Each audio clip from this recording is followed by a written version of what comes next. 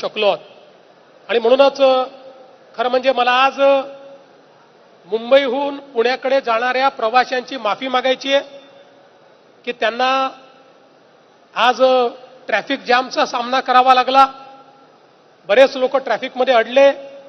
आमच्या सुप्रियाताई देखील ट्रॅफिकमध्ये अडल्या होत्या.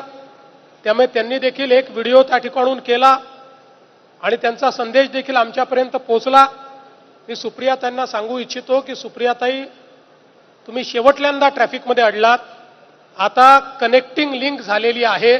त्यामुळे पुढच्या वेळेस तुम्ही ज्यावेळी मुंबईहून पुण्याहून मुंबईला जाल त्यावेळी तुम्हाला ट्रॅफिकमध्ये अडण्याची कधी वेळ येणार नाही. अशा पद्धतीचं काम जे तुमच्या सरकारने थांबवलं होतं किंवा बंद केलं होतं ते आमच्या महायुतीच्या सरकारने या ठिकाणी करून दाखवलेलं आहे. खरं म्हणजे या प्रकल्पाचं एकच महत्त्व हे आहे की 1661 साली छत्रपती शिवरायांनी कारतलब खानाचा घेरा मोडण्याकरता उंबरखिंडची जी लढाई केली होती ती इथेच केली होती. इथेच खाली तो विजय स्तंभ आहे. आपल्याला माहिती आहे लढाई अशी आहे की ज्या ठिकाणी लाखाच्या फौजा 5000 मावळ्यांनी कापून टाकल्या. महाराजांनी स्वतः नेतृत्व केलं. दुसरीकडे नेताजी पालकर जी रसद आहे ती अडवून त्या ठिकाणी ठेवत होते. सैनिकांना अडवून ठेवत होते.